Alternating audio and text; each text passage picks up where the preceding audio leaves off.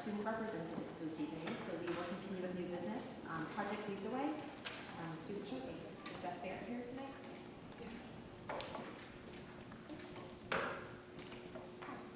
Oh, no? Yeah, yep.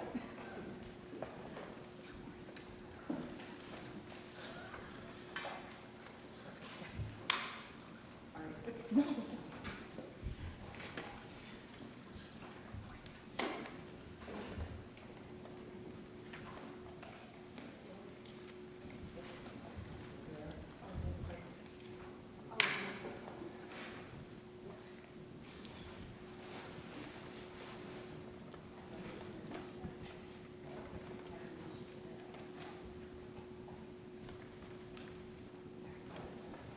Good evening. My name is Jessica Barrett. I am a science teacher at Green Meadows, and I'm also the district Project Lead the Way team leader.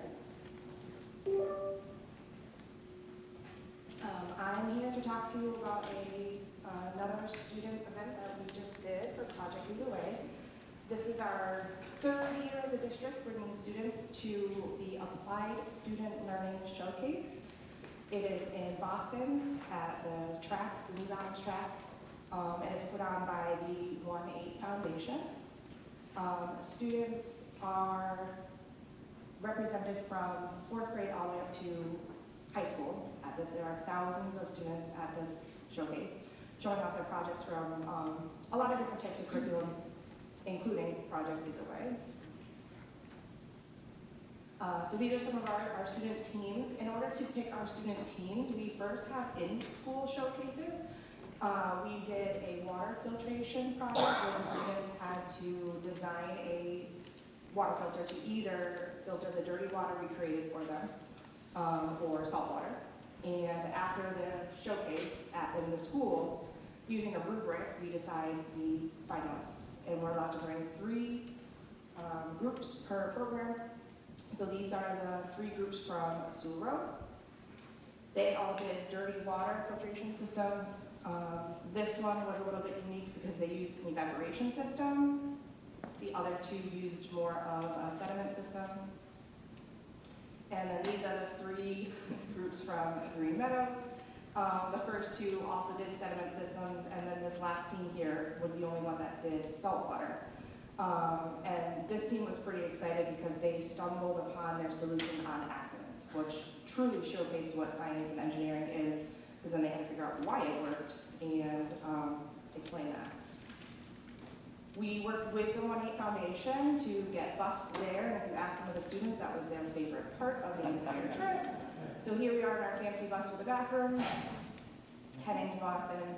They told me I had to put pictures in of the bus. When we were at the showcase, we arrived early in the morning, so the students had to get up real early. We met around 6 in the morning to head off to Boston. We get there, we have a light breakfast. They set up for their showcases. The showcase works in rows, and each row is presenting to industry professionals. So these are people who work in pharmaceutical companies, who work in engineering companies, all around Massachusetts.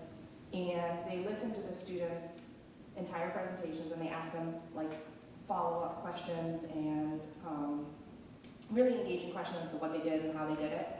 And then the students can ask them questions. And it's really cool because when they're going through their presentations, this is breakfast, also very exciting. There's the group. So as they're presenting to these industry professionals, you just watch their confidence grow in what they did and explaining it. You watch them explaining where they messed up and fixed their mistake, or where they had to change something. They talk about,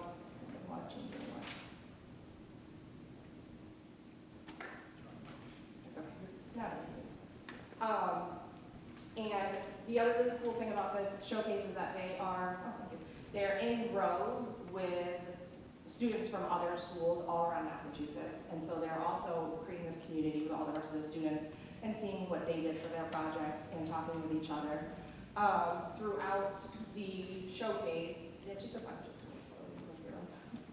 throughout the showcase, these students, these were the youngest of them. So we have students there, like I said, from middle school and high school, and they're showing their capstone projects. So these are the youngest students. So they close their lane early, so they can go up and they do like thank you cards and have a snack. And then they get to walk around and check out the presentations, which was the second favorite thing from the students.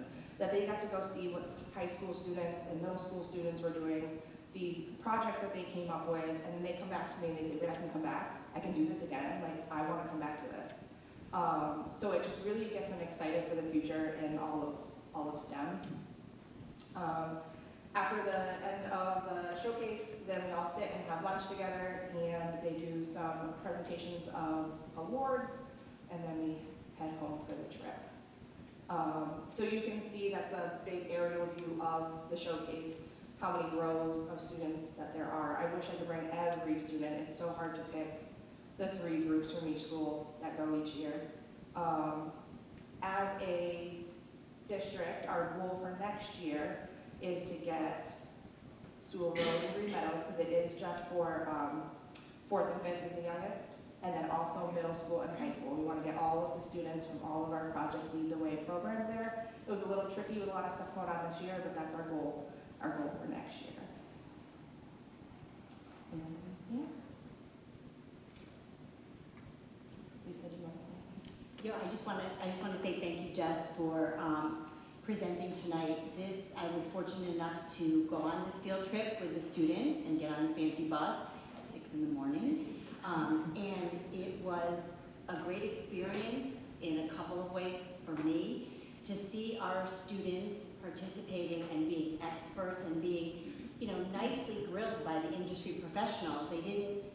They asked some really tough questions. They gave them really honest feedback.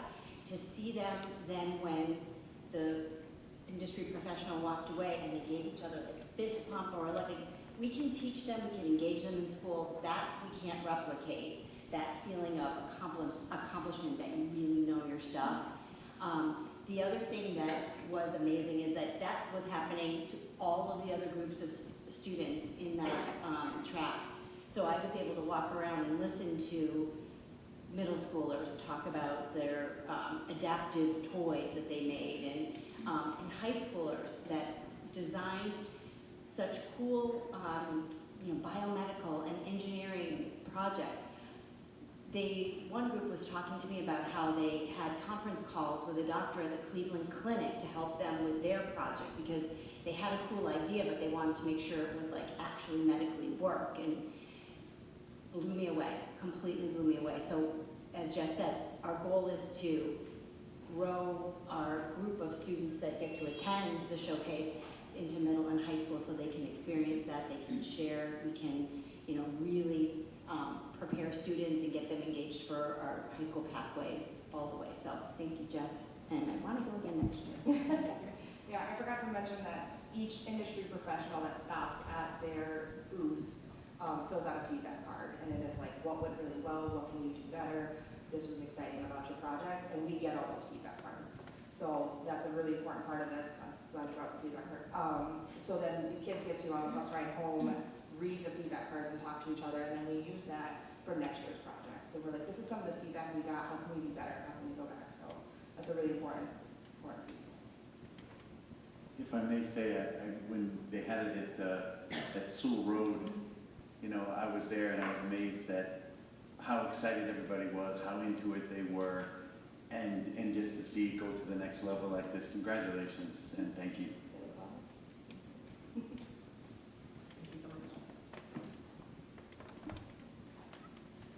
So we will continue with, we're going to move out of order.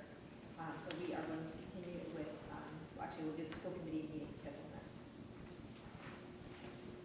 So in your packet, you'll see a preliminary meeting schedule for next year, subject to change.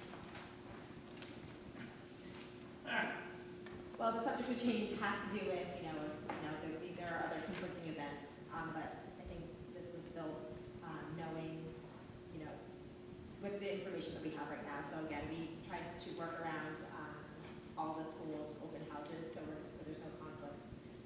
And then of course, this season with the awards ceremonies and things like that, we're not sure when those are scheduled for, and our appreciation night think Aaron was notified of the conflict this afternoon.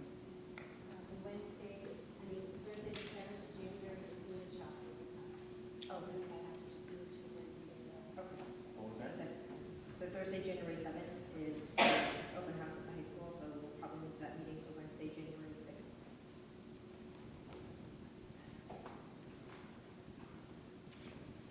And all of these dates for school committee members will appear on your calendar.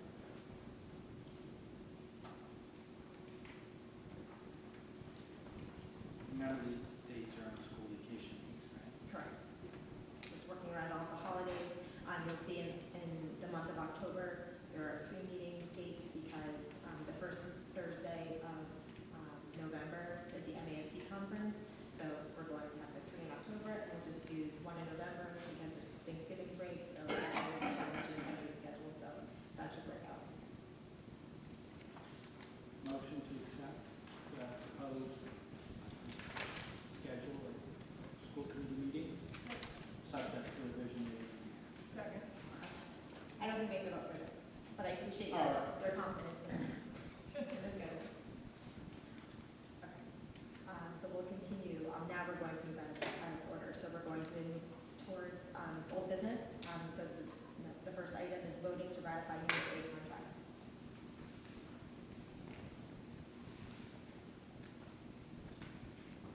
Make a motion to ratify Unit A contract. Second. Any questions or discussion? Okay. So just, so Unit C has not been decided yet. Is it in everyone's interest that we ratify Unit A before we have an agreement with Unit C? I thought since they were negotiating together, we wanted to do them together. Isn't this more of a back to the drawing board for everybody, or is this a?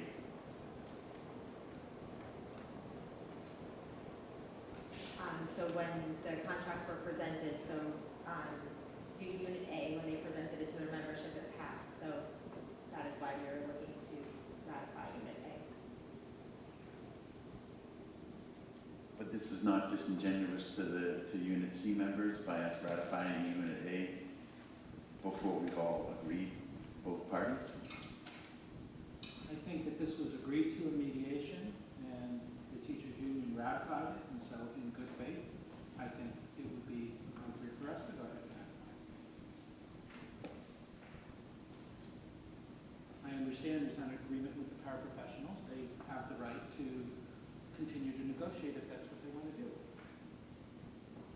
And it's their membership. So Unit A members vote for the Unit A contract. So they're not voting for Unit C. We are continuing we're continuing mediation with Unit C, and we have a meeting scheduled for next week on June 4th. So we will continue that process. But we haven't heard from Unit A. They don't think it would be disingenuous if we vote on Unit A contract now without having C finalized. Have we heard anything like that from them? It just seems to me a little dangerous because we've been together the whole time. I don't believe, well, this is only my understanding, we have not reached out to Unit A to ask them if it was appropriate or disingenuous for us to vote. They voted, they presented to their membership. I do know that over a course of 3 days, they had voting for their members, and the Unit A members voted in favor of their contract, and that is why we are here looking to vote and ratify the Unit A contract as they agreed.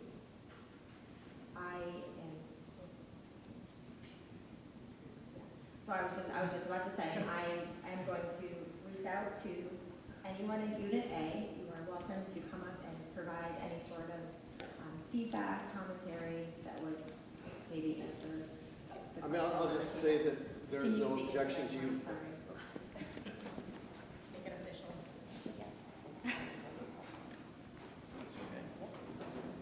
Dan Conklin, president of Henderwood Education Association, and we don't think that there's a problem or there's no objection with ratifying the Unit A agreement separately from the Unit C agreement.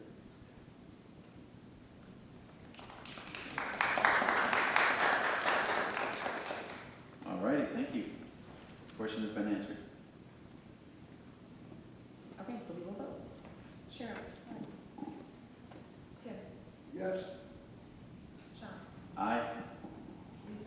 Yes.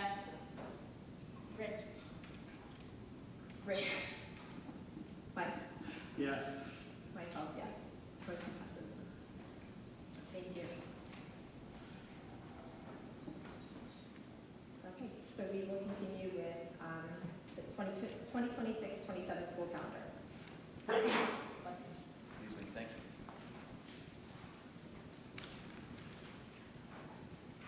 Okay, in your packet, you have a revised 26-27 school calendar. One of the provisions of the agreement that we just ratified is a change in the length of the work year for teachers for next year. So this revised calendar reflects that change. That's part of the contract you just ratified. The main change is that in August, one of the professional development days scheduled before the beginning of the school year is eliminated. And in March, another professional development day that was previously scheduled is eliminated. And as a result, the end of the school year moves from June 17th to June 16th. That's because of it. We'll be going to school in March. 5 days of potential snow days. The inclement weather days moves from June 25th to June 24th. Doesn't Steve vote? I think you can consider it embedded within the ratification vote you just took. Okay. Okay, any questions, comments? Okay, so we will continue with the Assistant Superintendent for Finance Operations and Human Resources. Doug? Good evening. Well, it's a very short memo to you regarding the fiscal 27 budget changes. I did spend a fair amount of time working through the full sort of presentation of the budget in the packet in your hard copy is sort of the first page and the last page of our budget book, but in the electronic form is the full 60-something pages version of it that shows a series of choices in the operating and debt budget that you voted and passed, and the implication of the change relative to the actions of town meeting in relation to our capital budget. So given that the town meeting did not support the capital aspects of the budget, we need to make a modification to what you voted. There are other ways to handle that difference between what you guys voted as a budget for fiscal 27 and what was appropriated by the town meetings. The simplest and most straightforward is what I've offered to you in the memo, which is to essentially vote a $0 capital budget with zero assessment to each of the towns for capital. And that will resolve the difference between what you voted for a budget for the year and what the town's appropriated via town meeting. So, happy to answer your questions. Do we have the option to vote the capital assessment as delayed? In other words, vote to, assess the capital cost on October 1st, as they were before. No, I think what you'd have to do at that point would be to take up the budget again and make an alteration to your budget, which would be particularly related to capital aspects of your budget. That would be just a separate action you take. And then we give notice to the towns, and they would have to sort of vote to appropriate or not. So we're going to vote to 0, and then sometime in September or October, we're going to vote again to unzero it. If it passes, right? Potentially, yes. So is this going to be like a new yearly thing going on, where we have to submit it, and then we have to go and rescind the capital costs, and then go? I think it's a question of, liaising with the two towns about the process. I mean, I think you are bound by the way in which regional schools' budgets are approved by school committees to offer a single budget to the town in the spring or their annual town meeting, which is why we voted what we did. The towns didn't have the option of funding that or not funding that. So I think in regard to the process and procedure sort of things, the conversation conversations and ongoing conversations with our partners on those other boards and committees, like boards, advisory committee, finance committee, joint capital planning. You know, those groups will be important as far as trying to resolve a process that works better. We are, though, like I said before, sort of compelled to vote a budget which is inclusive of all aspects, you know, essentially in March for the purpose of meeting the need for an annual town meeting and the budget that they need to vote, or the appropriations that they do for their coming fiscal year in their annual town meeting. Motion to adopt the capital budget of $0 for fiscal year 2027 for the Wilbraham Regional School District, and to assess member towns as follows. Hamden, $0. Wilbraham, $0. Second. Questions or discussion? I really would like us to get on the same page with Hamden on this, whether we work out something where we do next year's assessment in like when they're voting on the assessments for this last budget term. Maybe we also have what we're going to do for the next year, so we can bring that up to them, they can approve it then, and then when we vote in the fall, that part has already been approved. Maybe trying to get ahead of it, or the conversely, we could go behind that. We just keep doing it behind, or it just seems like, you know. If I may. So one thing that will bind all of us is the fact that you cannot pre-appropriate money. So town meeting can't vote the fiscal, you know, like at May's town meeting, they voted the fiscal 27 budget. They can't vote anything for fiscal 28. The one exception, sort of, is if you authorize debt. If the town authorizes debt or we authorize debt, that's technically binding, you know, future school committees and future town people to pay that debt off. But that's also why the criteria for borrowing is a 2/3 majority, because it does commit the obligation to pay something in the future, but not specifically. It just says you've made a commitment to it. The actual appropriation has to be done for the coming year, and that's the furthest you can go in the future. So that will strain us a little bit in how we, you know, navigate this a little bit. It's just, you know, it's a, I don't want to say quirk, it's a structural piece of how they, and this is true for the legislature, which is part of why the budget doesn't get done for the state until July, because they can't bind a future legislature to spending that is in a future year. We've done this dance multiple times, right? We've discussed it. We have to work with the towns. I think both of the towns, particularly Hamden, are encouraging of us to increase our contributions to the Minnechaug Stabilization Fund so that we can do, as we did this year, take care of a number of the smaller dollar items that are Minnechaug capital expenses from the Stabilization Fund to avoid the 6-month delay between the split. There are always going to be items that are more expensive that really aren't going to be appropriate to be handled by that fund unless that fund receives funding in a dramatically different way. So, you know, we discussed all this and we all kind of agreed with this.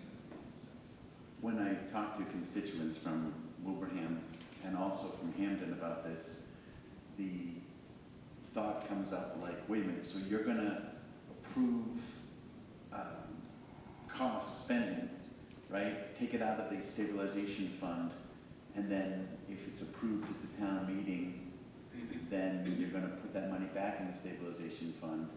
So for all intents and purposes, it's not going to be voted on by the people before the expenditure happens. The towns have not voted to contribute anything from their respective stabilization funds towards school district capital. That would be an alternative they could do, but both towns currently are using their certified free cash to fund capital projects, which was a very responsible business practice they adopted about a little over a decade ago, I think, whereas previously they were using primarily a debt-based model. Now, Hamden chooses to spend their free cash almost right after it's certified in the fall, which is their choice. We can't tell them how to keep their books. We can tell them that we would really love for them to save money so that they could be in a position to approve capital expenses in the fall. But we can't make them do it. Approve capital expenses in the spring. We can't make them do it. And Wilbraham has a very, very careful and deliberate, drawn-out review process for their capital expenses. They spend the majority of the year reviewing them since after the free cash is approved, and they don't want to approve capital expenses in the fall. They want to do it in the spring. And once again, we talk to them. They don't want to change it. We really can't make them. I'm sorry, I think you misunderstood what I was saying. I thought that the proposal was that we use the Minnechaug stabilization fund to build up that fund, use that for expenditures, and then go to the towns to get reimbursed. I thought that was the other thing that we were talking about. I thought that's what you were speaking about previously. And the voters that I talked to said then they wouldn't be really voting on something before we did it, and I didn't get any positive feedback from anybody. No, the thought was that we would be saving money in that fund from excess E&D, and there's a portion of the operating budget assessment that is put into that fund every year as well. And so that fund has money in it, and instead of leaving it collecting dust, we should be using it on an annual basis to help offset the cost of the towns.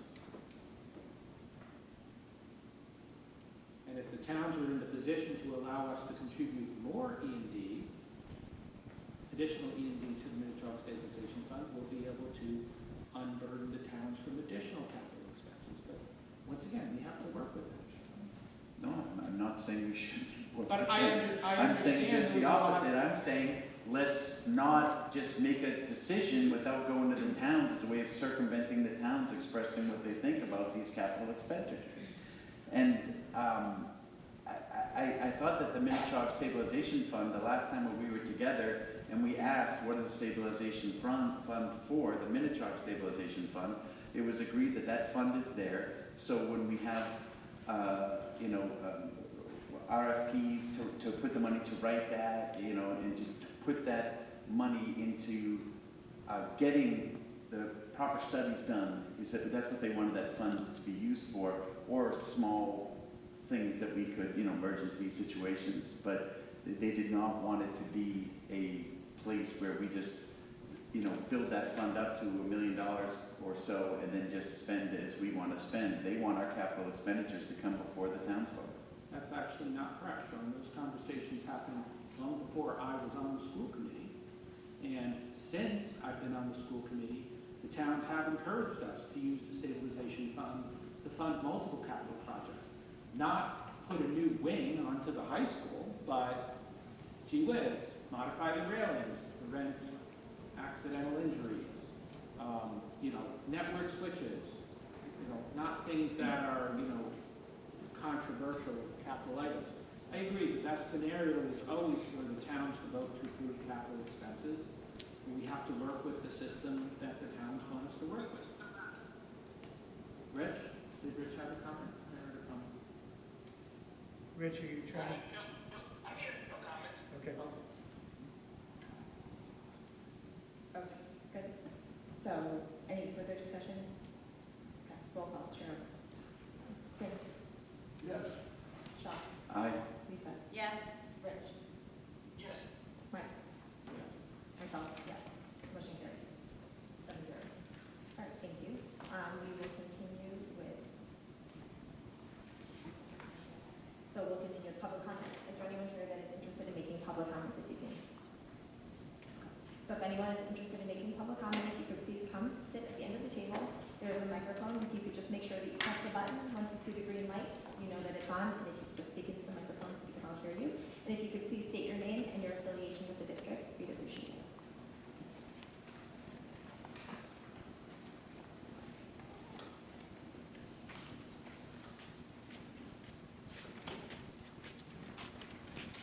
Said there was a green button. There's a button right in the middle, on the bottom. Oh, There you go. thank you. Hello? Okay, close. I'm Paul Sincata. I'm a teacher at Wilbraham Middle School, and I'm here to support the paraprofessionals, the Unity and seeking a fair contract and a living wage. I also am here to read a statement written by a coworker of mine who couldn't be here today. And so I'll read that now. My name is Maggie Wall, and I'm a chorus and orchestra teacher at Wilbraham Middle School, where approximately 1/3 of the students are enrolled in band, chorus, and/or orchestra. For many of these students, music class is their favorite part of the school day. I can tell how seriously they take it because many of them view being a member of a performing ensemble as an important piece of their identity. Richard Cuoco, my band counterpart, and I have the pleasure of working closely with several paraprofessionals assigned to our classes each day. I wanted to take a moment today to acknowledge the vital role that our paraprofessional colleagues play in ensuring the success and accessibility of our district's music classrooms. The support of paras has been integral to preserving every student's right to participate in the music department. Every single day of the school year, they show up to help students with various physical, emotional, and mental challenges, to access music class by helping them stay on task, self-advocate, and navigate the classroom, stage, and auditorium. The impact of bullying, social isolation, academic struggle, and the numerous forms of ableism that confront these students make them some of the most vulnerable in our school community. These are the children who need music the most. Getting to be in band, chorus, and orchestra gives these kids a sense of purpose, self-confidence, and being a member of a team. The steadfast presence of the paraprofessionals has been essential in making the music classes equitable. In my 2 years at Wilbraham Middle School, I have witnessed all of my para colleagues go above and beyond what is expected of them, especially in the music classroom. I've seen them learn the fingerings on clarinet and saxophone to help their students. I've seen them learn to read music in different clefs to help their students. I've seen them play piano to accompany the chorus. I've seen them help carry and set up instruments and music stands. One para in our building who happens to be a musician, Mr. Curtis, even offers to substitute and lead full ensemble rehearsals when Mr. Cuoco or I am absent. Although it is not required of them, the paraprofessionals I work with always mark the music department's many outside of school events in their calendars and make every effort to be there. These commitments include field trips, competitions, dress rehearsals, concerts, and other optional performances throughout the year.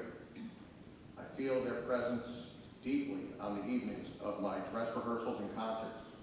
The paras that help at these events usually end up not only supporting their assigned students, but also assisting with general crowd control, since we have multiple separate groups of students circulating between backstage, onstage, and the audience.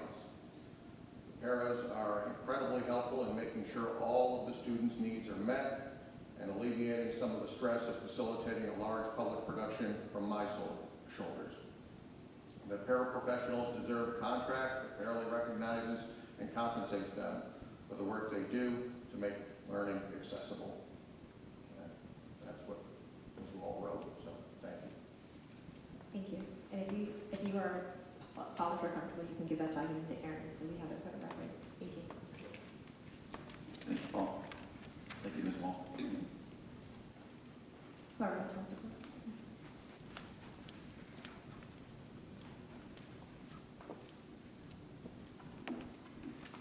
Hi, good evening. My name is Melina Fortin. I am a resident of Wilbraham, a parent to students at Minnechaug and Mile Tree School.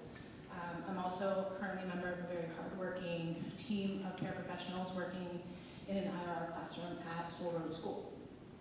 My background career was in early childhood and school age, early education, and safety, working as after school, before school, and so. Particularly, I specialize in social, emotional, and safety. I made the decision to leave that job because I wanted to enter the schools because I know how valued firsthand it is to have high qualified educators and support staff working directly with the children. It was also important to me as a parent to make the decision to give back to the community that my children were going to in the schools that they were going to be in, knowing what I can contribute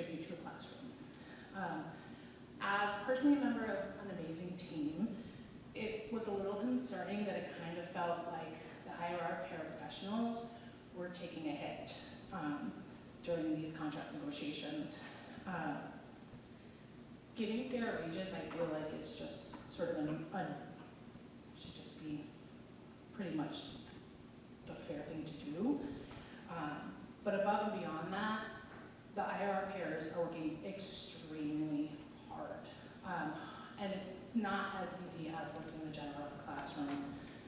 Those separate classrooms require really fast-paced thinking, fast movements. Sometimes you're communicating with just your eyes with other paras. A lot goes into the moving parts to keep those kids getting the fair education they deserve. And I think that it has to be addressed that that is different from working in a general classroom every day. I feel kind of like what happened with negotiations is there was a carrot dangled in front of one group of paras while the legs got caught up in another. And it was pitting the paras against each other, which I don't think is a fair assessment of what we're all doing together. I personally could not vote yes, knowing that there were other groups of paras that were getting overlooked or were getting treated differently, and also to say that I wanted to advocate for the groups of paras that I'm working in specifically. I would really encourage the school committee to come back in good faith and work to not only give the IRR paras what they deserve, but the gen ed and the other ed paras what they're really working hard for every day. Thank you.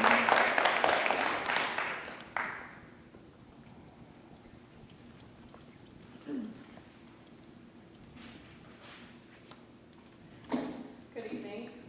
My name is Kayla Molden. I'm a paraprofessional in the IRR High School Road.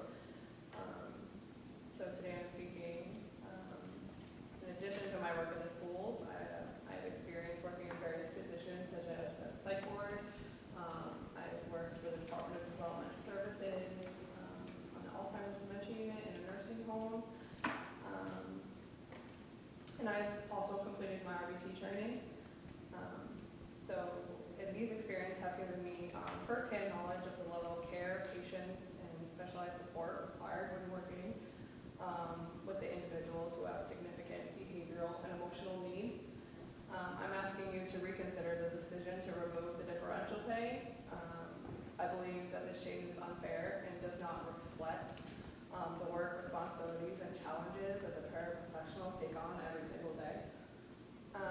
Working in a sub-separate classroom is not the same as many other positions within the school setting. We support students with significant behavioral, emotional, medical, and personal care needs. Many of us are responsible for de-escalating behaviors, ensuring student safety, toileting students, and changing briefs throughout the day. These are demanding responsibilities that require patience, compassion, physical efforts, and specialized care. We've stepped into environments that can be emotionally and physically exhausting, yet we continue to show up because we care deeply about the students that we serve. The differential was not just extra money, it was recognition that this role carries additional duties and challenges. Removing this differential sends the message that this work is no different, when in reality, it requires an incredible amount of dedication and resilience. At the time when schools are already struggling to find and retain reliable staff, taking away compensation for one of the most difficult positions may discourage paraprofessionals from continuing in these roles. I'm not asking for special treatment. I'm asking for fairness, respect, and acknowledgement of the work that paraprofessionals do every day to support some of the district's most vulnerable students. I hope the school committee will reconsider their decision and continue honoring the important work done in sub-separate classrooms. Thank you.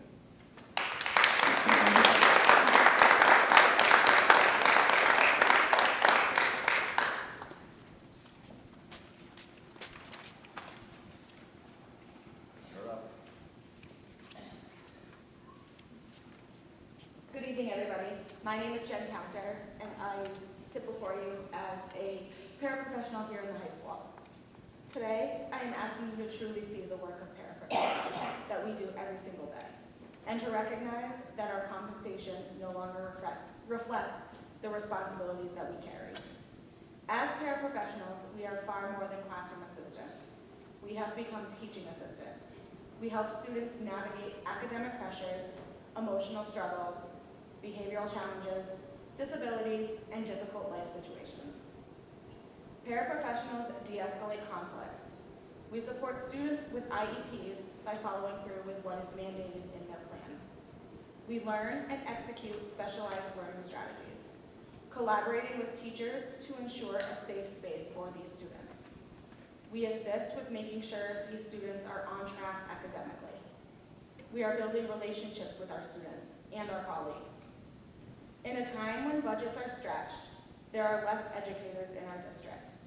This includes both certified teachers and paraprofessionals. We do understand this. However, the loss of educators has also led to an increase in responsibilities for us paraprofessionals. We are at a point where responsibilities no longer match the compensation that we are being given. In the past, the paraprofessional job was simply helping in the classroom. Now we are involved in educational assessments, teaching, personal care, and behavioral intervention. This was never the original intention of this position. It is time for a recalibration of both expectation and compensation. It's so unfortunate that we have to leave a job we love because passion does not pay the bills. And when paraprofessionals are not there, students feel it immediately, as well as teachers. Students need stability, and they need consistency. Teachers need support. But our district cannot continue expecting professional level responsibilities without professional level pay. We are not asking for much. We are just asking for fairness. Giving us the fair contract we are asking for shows that you respect what we are trying to give your kids. If you could please invest in the paraprofessionals who put our hearts, energy, patience, and dedication into these students each and every day. Supporting us is not just about paychecks, but it's about protecting the quality, stability, and future of education in our schools and doing what is right by these kids. Thank you.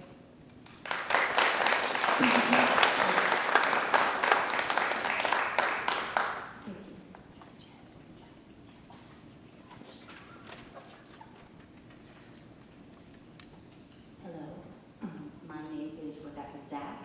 I'm a grade 3 teacher at Green Meadows, and I'm reading a statement that was shared by an elementary teacher at Stony Hill, and it represents the views of many elementary teachers in the district. Our schools are fortunate to have the most wonderful, hardworking, and dedicated paraprofessionals for our students.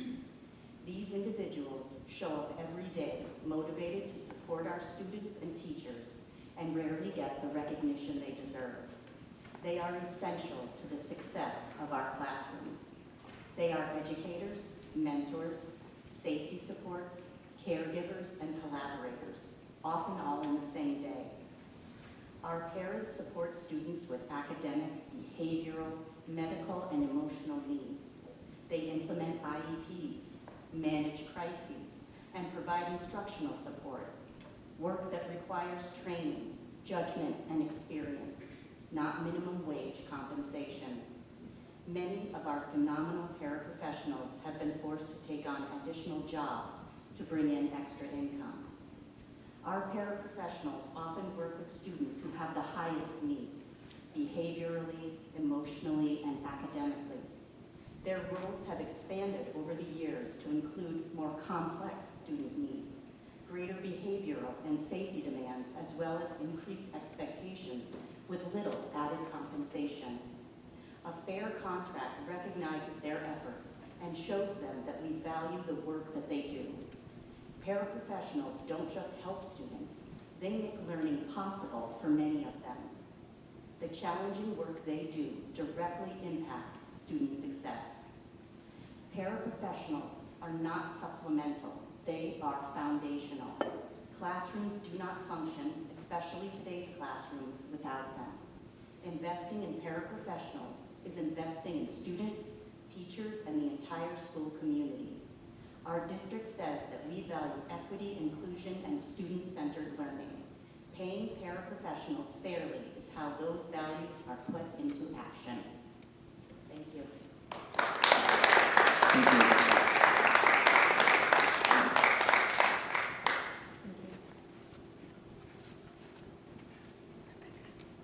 evening. My name is Julia Maturo, and I have been a teacher at Minnechaug for the past 8 years. I would like to share a brief story about how paraprofessionals are essential to the success of both teachers and students in the classroom. In my first semester at Minnechaug, I had quite the spirited class. There were really big personalities and a really wide range of needs that needed to be met. And to be honest, I was quite intimidated as a first-year teacher. And I was ready to take on the challenge, but I also know for a fact that my students and I would not have been as successful as we were that first semester without an excellent paraprofessional working with me in that classroom. The way that she understood the students, the way that she supported them, the way that she could read the room even quicker than I could, it was so impressive and so invaluable. And to be honest, even on the hardest days, she was my biggest champion. So seeing how we can support each other, especially newer people in the district, having such an experienced person in the classroom was invaluable to me. And yes, would I have risen to the challenge eventually? I'm sure I would have. I'm sure I would have tried my best, but would it have taken a lot longer, and would my students and I not have been that successful that semester? I'm pretty darn sure of that. So I just wanted to share that this first experience really taught me the value of having a paraprofessional in the classroom who is such a professional and who really knows what they're doing, that they are here in this district every day to help both students and teachers be successful. And I know I wouldn't have been as successful without her. Thank you.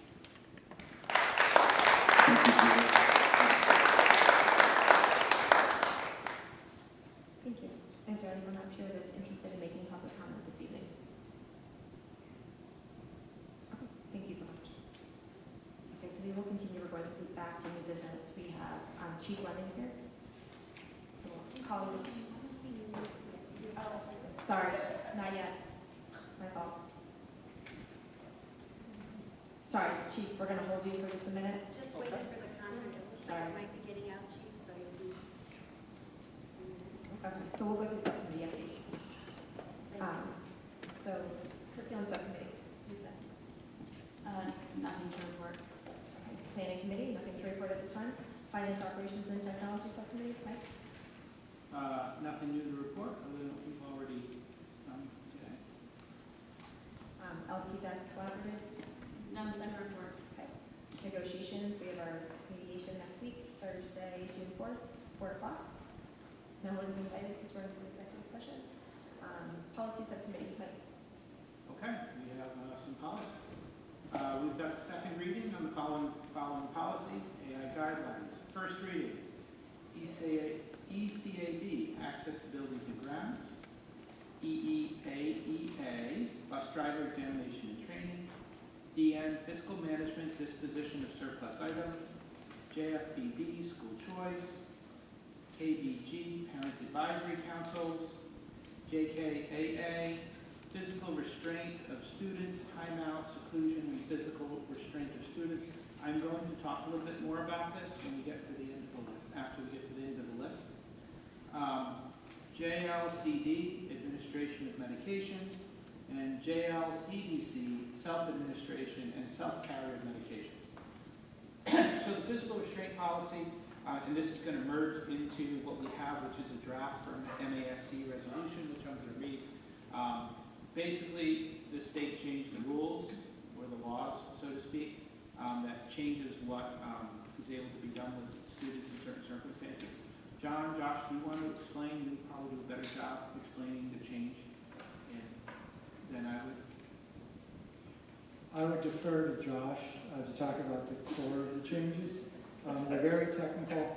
I would reserve the right to opine on my feelings about some of those changes. So the department amended the physical restraint regulations, which happened about a year ago now. They go into effect on August 14th of 2026.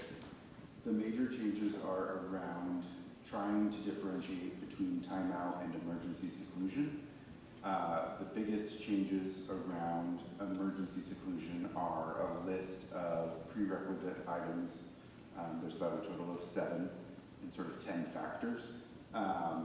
including a sign-off from a medical professional, a sign-off from a mental health professional, sign-off from a family, sign-off from the building principal, as well as a slew of steps that we need to put into place before we even consider emergency seclusion. And all of those need to be documented in writing before that intervention can be put into place. The Department of Elementary and Secondary Education has provided very little guidance to us outside of a document in February of 2026. They're supposed to be releasing a frequently asked questions document. That was announced in April. We have yet to see that document, and our special education leaders meeting was canceled for May, and so the first opportunity to receive any additional support from the department will be in June, most likely after school is released. The training modules that they are supposed to be putting out to help us guide training for our paraprofessionals and licensed staff have also not been released, and that is likely not to happen until over the summer, in which case we won't have an opportunity to train staff or provide that information until right before the beginning of the school year, which is quite disappointing.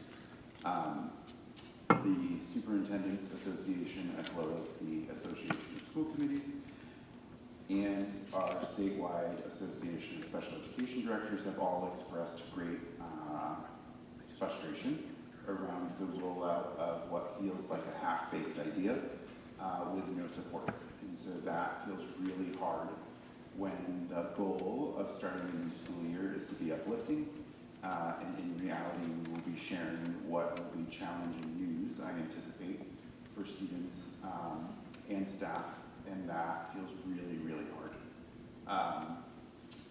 We anticipate, directors being the we, that there will be an increase in physical restraints for students, which is exactly what the amended regulations is supposed to decrease.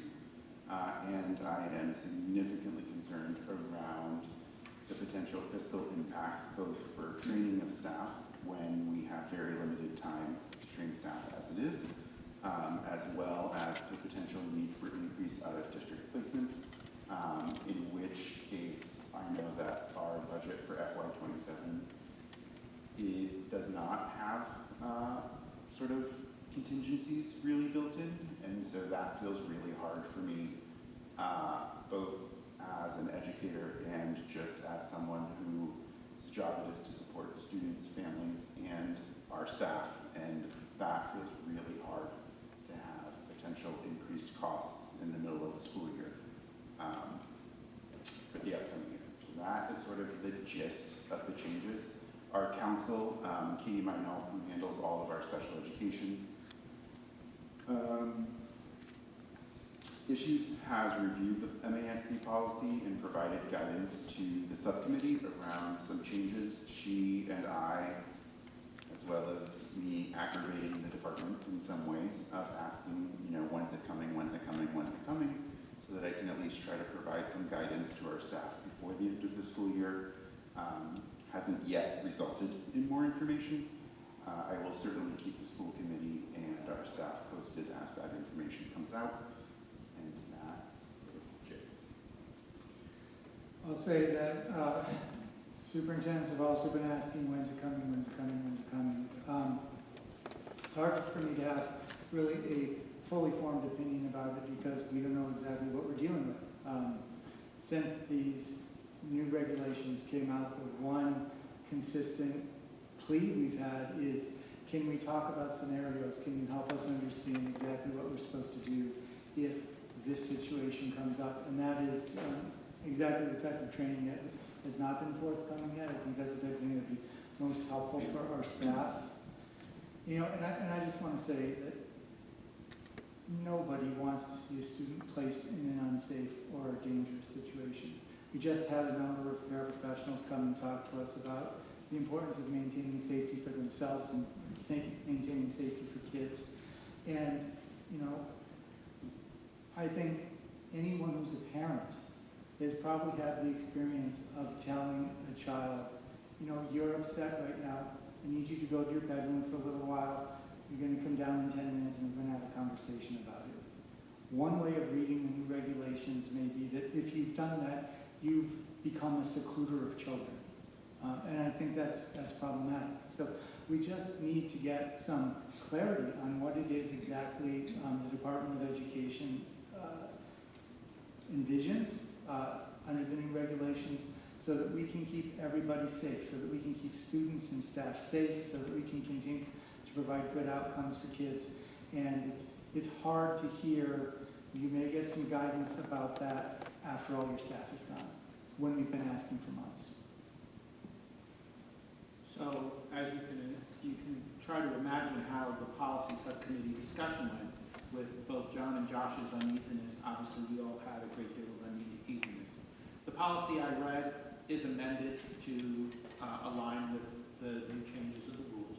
It was kind of felt like we really didn't have an alternative except for our own school district's policy to match what was the state's policy. However, we felt like something potentially could be done. I suggested that one political mechanism that we had available to us would be to ask the school committee if they would support an MASC resolution, and the policy subcommittee thought that that was a favorable thing to do. At the time, I wasn't aware that the deadline for submitting MASC resolutions is June 1st.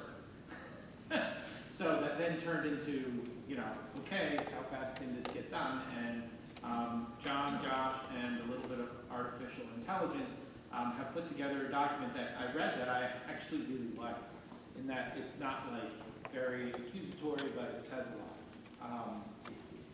I'm assuming, because it was so last minute into your package, you haven't all had a chance to read it.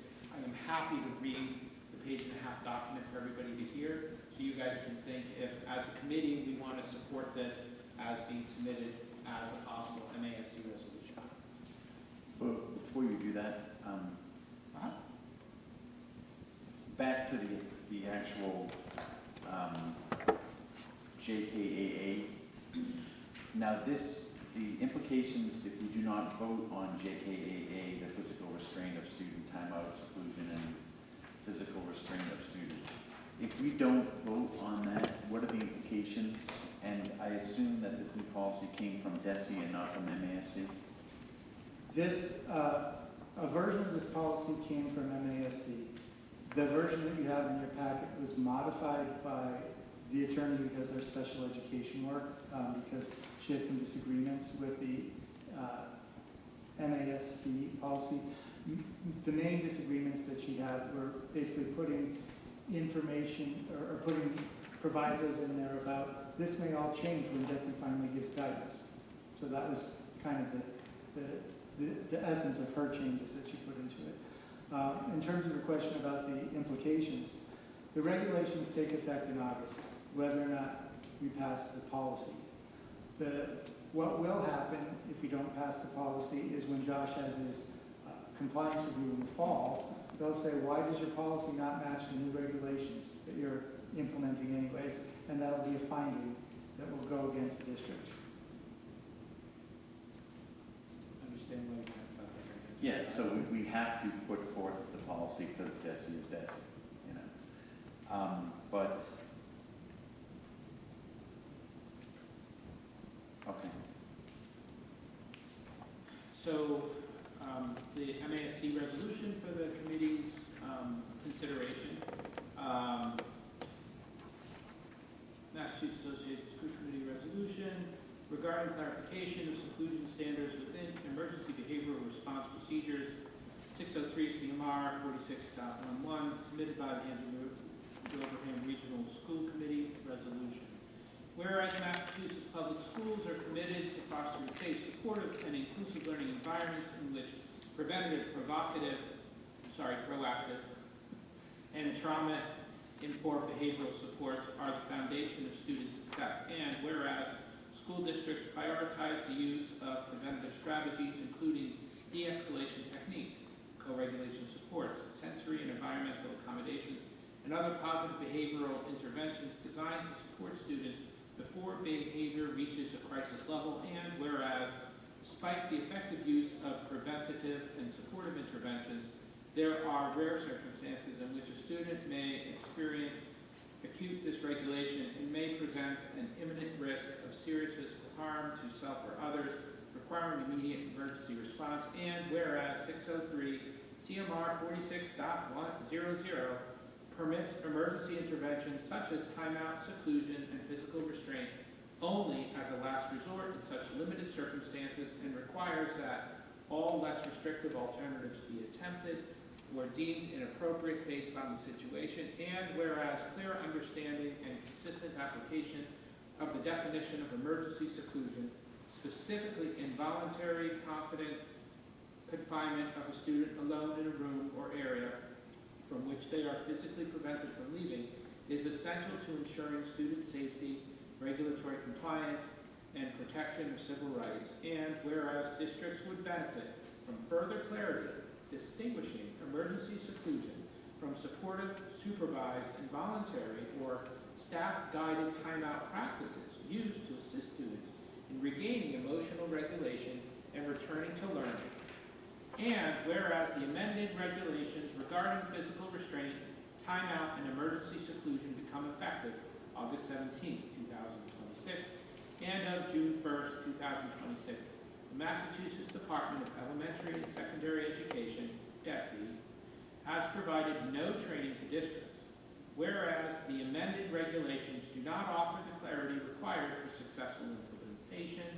Therefore, be it resolved that the Massachusetts Association of School Committees urges DESE to provide additional clear guidance reinforcing the nuanced differences between timeout and emergency seclusion, and in the department's viewpoint, types of situation scenarios that would warrant both, and be it further resolved that MASC supports DESE in further clarifying the distinction between timeout and emergency seclusion, including the use of practical real-life examples and decision-making tools for school personnel, and be it further resolved that MASC encourage ongoing in-person statewide training and professional development to ensure staff are equipped to implement preventive strategies effectively around to respond appropriately when those strategies are not sufficient to prevent escalation, and be it further resolved that the department make available entitlement grants for local education agencies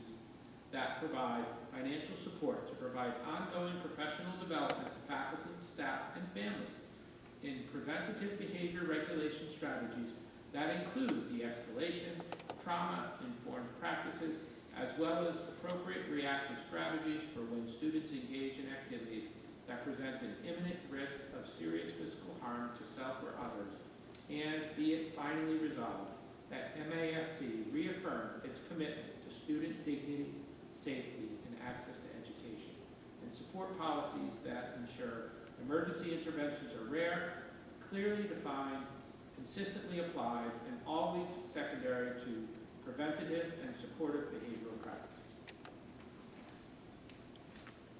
One small edit on the first, be it further resolved. After real life, take away that comma, please.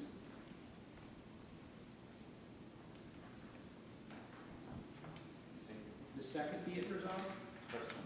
First one, be it further resolved. You want to real life examples. Oh, yeah. I agree with that 100%. Do you see what he means? Tom? I still have the old version in my packet. Oh. Yeah, I'm going to mark it on this. And Okay. if it's the only edit, then I'll give you this. I've got a version. You've got a version. So there's a comma between real life and examples, so it makes it. Got it. Yeah. As we discussed in our policy subcommittee meeting, what's never seen about it all is just, let's take on special ed kids. That student applies to those too. And certainly as a former teacher, just the option of saying, you're not listening, you're not paying attention, you're going to go sit in this back corner of the room for the rest of the hour. Is that illegal? No, it worked, because I didn't have to do it hardly ever. But if you did it a couple of times,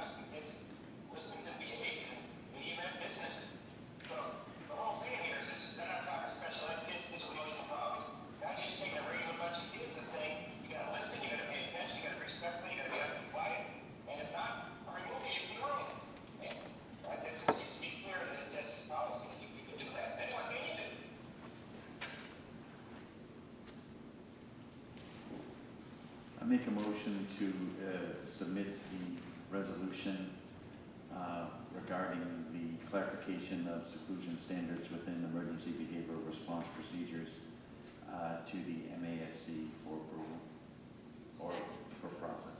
Second. Any further questions or discussion? Excuse me. Yeah, I just have to say something. What I just said, is there clarification about what you can do for non-special ed? Does this apply to everybody equally? It's all These regulations apply to all. Right, so I think there should be some clarification. What can you do to maintain order in a classroom? I'm very much in favor of the resolution, but I have to say this. I spent 20 years going down to Boston and watching DESE. And they've never had a former educator sit with them. And as a matter of fact, in the 20 years, I would say 9 times out of 10, the only person that made sense was the student representative. For years, we have had educational bureaucrats and politicians fashioning education reform, and the teachers and the principals and the paraprofessionals, the people who actually do the work, are the object of that reform. And the reform has never got us to where we want to be. And it won't get us to where we want to be until the people doing the work are the architects of the reform. The teachers and the parents know what these children need.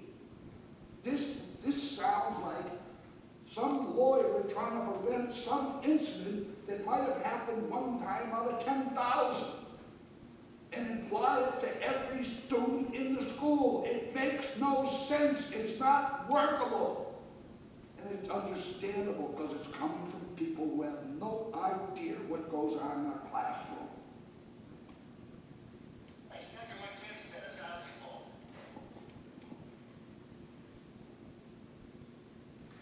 Okay, so we will do roll call. Cheryl? Tim? Yes. Sean? Aye. Lisa? Yes. Rich? Yes. Mike? Yes. Myself, aye. Yes, motion carries. And just to round out, Mike, do you have anything to report on the LPBEC corporate? No meetings, nothing to report. Quickly for the superintendent evaluation, so if everyone could go ahead, I believe you have the link in the packet. If everyone could fill it out, we can reshare the link for those of you that can.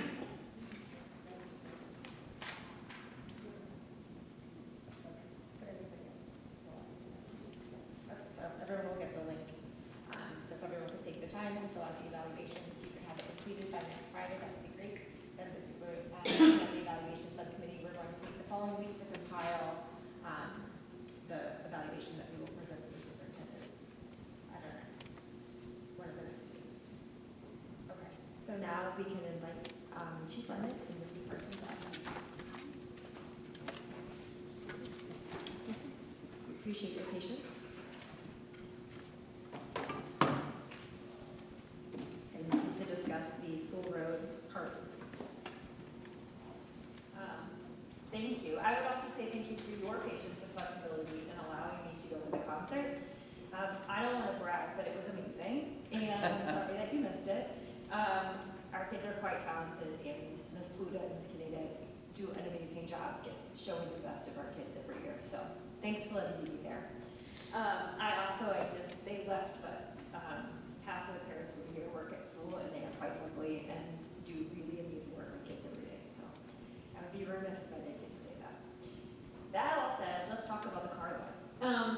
So just to give you a little background, when I started 4 years ago, several parents, literally John sent a welcome email, like new principal Parsons, and the first several emails I got back were about the car line. So in my first year, I talked to a number of stakeholders, and we decided to do an audit with Safe Routes to Schools, which is one of a few organizations in the state that evaluates safety for arrival and dismissal specifically. In terms of audits, they bring in engineers who volunteer their time to think about from the pedestrian level and the car level. The report and recommendations they gave us 3 years ago, I believe, were included in your packet. The pictures of our process were largely the same. We did take into account their recommendations, things like cones, signage, and vests became part of our procedures as well. A few months ago, there was a concern about cars on the street, and so we brought together a committee that included the police department, central office, and school staff, both those who were on our safety team and our dismissal committee representatives, and thought about how can we make this more safe. Specifically, we were looking at, is it possible to get more cars off the road from the sides of Sewell Road itself and get into the loop? After some discussions, we decided that it was possible to get more cars in. In our previous way of doing dismissal, if you paid attention to the car lines at Sewell, there is a crosswalk designation in the middle of the loop, about 2,000 actually. And previously, we would have cars pull up to that line and load and unload between the two crosswalks. So what we've done instead is have the first loop fill the entire loop of cars. So not just to the crosswalk, but all the way to the street on either side, which allowed for, depending on the size of the car, 6 to 8 additional cars to come in. After that, and they all have to stay there until every car is loaded. Once every car is loaded, we let them onto the street and then load the second and third ways the way we've traditionally done it, which is to go to the crosswalk. The reason we did that was to maintain pedestrian safety of the kids trying to get in the cars in the second and third waves, because cars are exiting first and cars are coming in. We want to make sure it was very clear where kids were getting in cars, whereas in the first wave, everyone stopped, so safety was less of a concern. Doing that allowed us to have far fewer cars on the street, especially on a traditional day. Most days after school, there's some activity, chorus, band, strings, whatever. And so the number of people picking up students in that first wave mostly fills the loop. I will say if it's a non-traditional day or something's canceled, there may be a few still on the street, but for the most part, we've gotten most cars off the street. And then that second and third wave are just people who've picked up somewhere else first and then come to us, and so there's not the same queue of cars getting into the car line. And so that's what we've done in the last couple months, or sorry, not last couple months, last couple weeks, in order to make sure that we could try to get less cars off the street. So that's the process, but I'll let the chief just share a little bit from his perspective. So our school resource officer and myself, we've been, so the school resource officer and myself, we've been spot checking the area. It appears that the activities of the last couple of weeks have largely solved a lot of the problem. More cars are off the street, which is our goal. The only thing that I have seen is that the vehicles that are queuing up that are against the school, on the school side, which are facing eastbound, that is the longest line, and essentially that is not a problem. The problem that I have seen since this is that there is still occasionally a car or two that is queuing on the other side of the street, which is facing westbound. What that's doing is when the queue, the first round of it comes out, that is when the couple of vehicles, one or two that are waiting to come in across the street, are trying to traverse their way in as the others are exiting, and you've got almost like a, for lack of a better word, a figure 8 type situation of vehicles. Not the greatest situation. So what I would propose is that, I'm going to bring it back to our town traffic safety committee. I would propose that across the street for those couple of cars that are using that the town post that that's a no standing area. If all of the vehicles queue up against the school facing eastbound, it's not a problem. The problem becomes when they're on both sides and the vehicles have to traverse past each other. It's creating a very narrow way in front of the school, and it's creating a backup, and it's creating a lot of vehicles and buses that have to travel by each other. Not only the vehicles that are going to have to try to traverse their way in when the other one is exiting. So I think if we could eliminate that, that would eliminate a lot, almost essentially would solve this issue, I believe. And it's only a couple of vehicles that want to do this, so it wouldn't be much of an inconvenience for anyone. So I think that if we do that, I think this would largely solve the problem. It isn't the best practice to have vehicles in the street coming in, but if they're on one side of the street and there's plenty of room for both directions, which there is, I think that that would probably take care of this issue. Chief, do you think it would be helpful if the school put like temporary cones in the middle of the road in that area to serve as a barrier for people trying to make a left-hand turn? And let's face it, they're ditching into the queue, right? They didn't get on the line. So, from what I've seen, they are what you call ditching into the queue, and it appears that you can see some pretty angry faces on some of the parents for the people that are doing that. So that probably would be a popular move in that respect. If we put cones in the middle of the road, the problem is when we have cars queuing on one side. So it does narrow the road to some degree. So you do have the vehicles which are squeezing. If we had the cones, it would create a kind of an issue with the narrowness that we are trying to negotiate. But if we do it on one side of the road, I think it would solve it. And I will just give credit to especially the two women who are outside at dismissal every day, Ms. Brannigan and Ms. Paquette. They, in addition to thinking about safety of kids, especially around pedestrian safety at exit, they are quite efficient in the way they exit students so that this time period where they're entering and exit is very short, because that's also a goal as well. It took us a couple of days to get back to that rhythm after we changed, but they are back there. Because I think how efficient you can get people in and out the road also helps to eliminate the queue. So if there's no objection or anyone has any issues that I haven't thought of, I am going to bring back to our safety committee to see if we can post that the cross street side of the road as a no standing area. I think regardless, that's a great idea, right? But my question for you, and again, I wasn't on the committee and I'm not trying to rewrite the book, right? But is there a reason why we're not using where the family vehicle queue, use that for the buses, and then use the other for the bus lanes, because there's so many more vehicles? The way I always thought it, they can be lining up down Millbrook Circle, across the road, then they would come down, they would take their kids, and they get out and they can go either way. And same with the buses can come in and they can go out either way without hitting the people waiting in lines. Can I just ask you a question for clarity? Sure. Are you asking why the buses and cars aren't flipped? Or are you asking why we aren't using the neighborhood behind us? Why they're not flipped? Why the buses aren't coming out of here and the family vehicles from here? Did you want to say anything, Mark? I believe you're going to say the same thing I am. We did speak about this.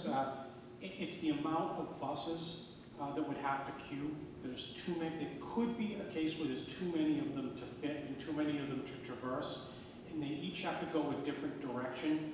And so it would be logistically difficult to put them in that the loop, because you'd have to get them on each side, and you'd have to make it so when they go out, one's going to go left, one's going to go right.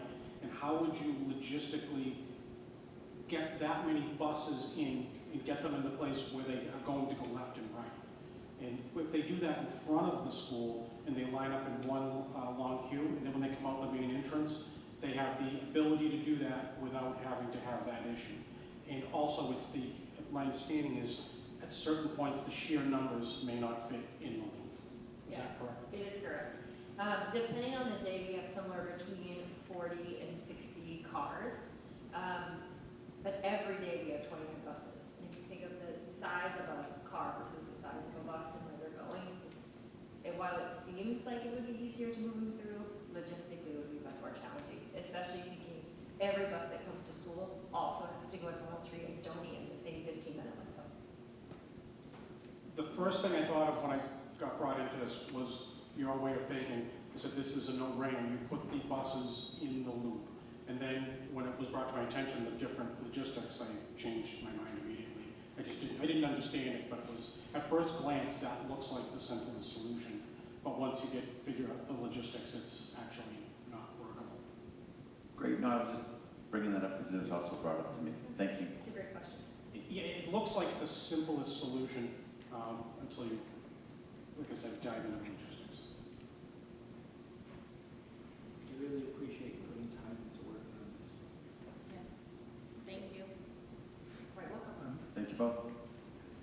You asked for an opinion. You asked for an opinion in an email this morning, which I haven't had a chance to respond to yet. I was going to say I don't have the authority to create a no standing zone, but it sounds like you know how to do that, so I say go for it. Yes. And I appreciate all the work that both of you have done to try to help this situation. It really has made a big difference. And Doug also. It's been a team effort, and I think it is something that is appreciated by the community and by the committee. You're quite welcome, and I would say it was not as a little, there was a large team at school contributing to it, and I appreciate their time and energy as well. Okay, so I am going to bring that back to our committee. I just wanted to make sure that there was no opinions otherwise. Thank you. Thank you both, and of course, Doug, it's well versatile. So we will continue with the consent agenda. Motion to approve. Second. Questions or discussion? Roll call. Cheryl. Thank you. Yes. Sean. Aye. Lisa. Yes. Rich. Mike. Yep. Myself, yes. Motion carries. Thank you. We'll continue with the superintendent's update. All right, it is my pleasure to present our theory of change, and while she's here, I would like to thank Dr. Parsons for her help with the theory of change. This is something that we've been working on for several months in the DEIB committee, and when we started working on this, she offered to help facilitate this so that I could be more of an active participant in the discussions. And I think we have a really good product, so thank you for that, Misty. You're quite welcome. So tonight I'm going to present it. This comes from our equity improvement plan. And one of the things that was noted in our equity audit is that the district's vision statement and core values contain no explicit reference to equity or groups that have been historically marginalized. So our equity audit recommended establishing a stakeholder-facing theory of change that leaders could continuously reference, which communicates the rationale for focusing on equity and how the current strategic priorities will advance equity. In fact, it was the very first recommendation of the audit. First, I had to learn what a theory of change was. It was not a term that was familiar with to me. It's a model that comes mostly from the world of nonprofit organizations, philanthropy, and international development. In fact, the most useful guide I found was a step-by-step theory of change manual published by USAID. Essentially, a theory of change is a visual map illustrating the reasoning behind an organization's change efforts. So as I said, for the past 3 months, our DEIB team has been working out our theory of change, and so this is my first time sharing it publicly. Moving from the foreground to the horizon, it shows a movement from struggle and resistance to flourishing and an equitable future. Some students have always found themselves underappreciated and underserved at school. We're on the path to a future where that's no longer the case. And that's really important because when a student feels undervalued, the feeling lasts. From time to time, they let me know. I was recently contacted by a Minnechaug alum from the early 80s who shared her college recommendation with me. It read, quote, academically, Judy ranks in the bottom half of her class, having taken a minimum college preparatory program and having experienced difficulties in college preparatory math and foreign language. The results of her college board suggest that a strong academic program might be inappropriate. However, in her chosen field of food services, Judy is an excellent candidate. That was written over 40 years ago. But last month, Judy's superintendent wrote this about her. I'm writing to share the news that Principal Judy Valentine's departure from the Providence Public School District at the close of the school year. Under her leadership, chronic absenteeism has dropped by 9%, and the four-year graduation rate rose 4.6% to 95.4%. A passionate educator and leader, Principal Valentine shared how much she enjoyed the school, the staff, the students she worked with alongside during her tenure, close quote. Not only does Judy's story remind us of the struggles some students face to be seen and valued at school, it's also an example of the path of historic awareness pictured in our theory of change. History doesn't have to mean the formal curriculum. It can also mean the kind of information that is passed down through family or local histories, such as the story of Principal Valentine. The main point in our theory of change is that history shouldn't be a spectator sport. We all have our own stories to tell. When we understand how our personal stories connect with the stories of the groups to which we belong, it grounds us in a way that can help us move forward.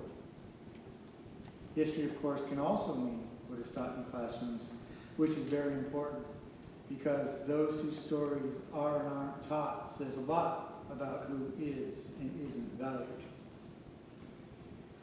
If the path of historic awareness is the thinking, intellectual path, the community building path, which is the other half of this theory of change, is the feeling doing path.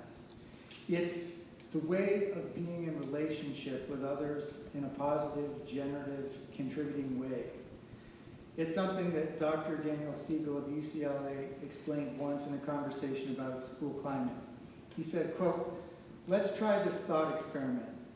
Let's go to a school, let's say third grade.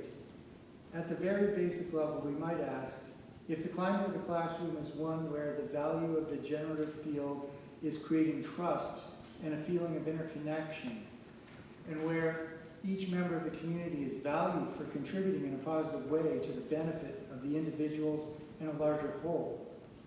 I think that generative field is a field that honors differences and promotes linkages so that the whole is the greater than the sum of its parts," close quote. So this community building path is the approach that works to counteract everything that makes so many young people, especially students holding identities that have been marginalized, feel isolated. Everything that works to connect individuals to teams and larger groups lies on this path. Between the two paths in this image is a tree with an extensive root network where we listed some of the root causes that we believe can lead to greater equity, such as active listening and feedback and respect and responsiveness, which are important both for hearing and understanding each other's stories and for building stronger school communities. Other root causes include access to resources, opportunity, and leadership. The theme of voice appears on both paths. It reflects the basic democratic belief that people can represent their own best interests. Those interests are not always aligned, and that the system will tend towards greater equity when more voices are heard and have an opportunity to help shape decisions. I think we were talking about that a little bit earlier when we were talking about that policy. Some of the outcomes that we look for in this model include empowered communities and shared strategies. We weren't thinking specifically about our mission statement while working on the theory of change, but you'll hear echoes of it as you move toward the outcomes and impact sections of the pathway. This is not about declaring a new educational mission, but about drawing a clearer map toward the inclusive and safe environment that empowers all students to achieve success, which is at the core of our district's mission. Finally, we have this billboard on the right where we describe some of the metrics for success. The first is what we're calling a shift from needs to relationships. In part, this is about adopting an asset-based orientation of teaching. That's a shift away from seeing students in terms of their deficits or needs.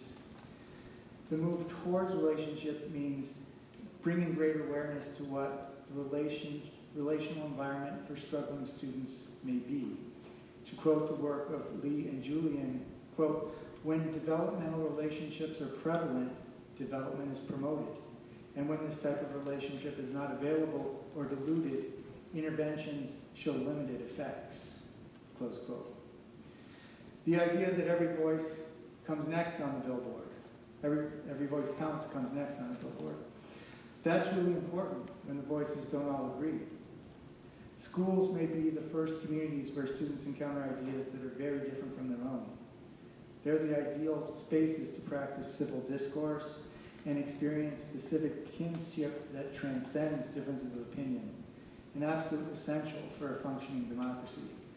For that to work, every voice must be heard, not just the loudest or the most powerful.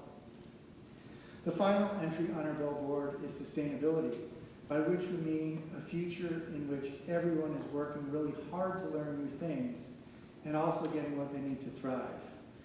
To return to Judy's letter of recommendation, we look to a future where we can see students with eyes that bring out their full potential.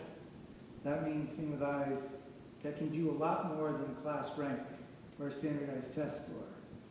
We need to see with eyes that can see the student today who may be in the bottom of their class rank, but tomorrow may be leading a school of their own. When we get there, there'll be a lot fewer students who go through school in survival mode, and our system will provide greater equity for all. So that's our vision and our theory of change, and that's what I wanted to share tonight in my report. Thank you.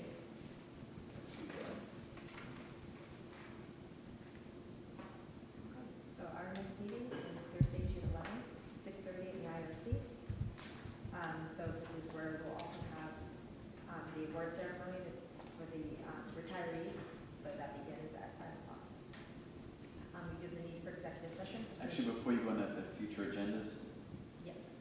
can we add on to that the subcommittees, just a general overall conversation about subcommittees? Right now, we have 3 representatives that chair all subcommittees, and there's 4 members of this committee that don't chair any of them. So I thought in the view of what we just learned here, where all voices get heard and stuff like that, that maybe we want to make a policy to, spread the chair of different committees around to the different committee members. So if we could put that down as something to talk about, that would be great. Thank you. Anyone else? Okay.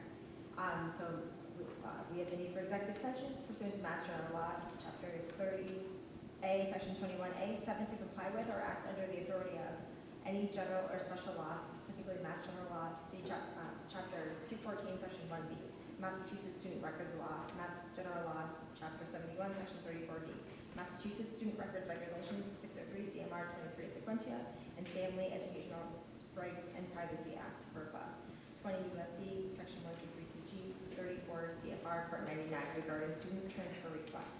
Executive session pursuant to Mass General Law, C, Chapter 30A, Section 21A, 3, to discuss strategy with respect to collective bargaining or litigation if an open meeting may have a detrimental effect on the bargaining or litigating position of the public body and the chair's affairs, WPA Unit A, Unit C contracts. So moved. Second. Okay, so we will not be returning to general session, and we will be roll call moving to executive session. So, Cheryl, Tim. Yes. Sean. Aye. Lisa. Yes. Rick. Yes.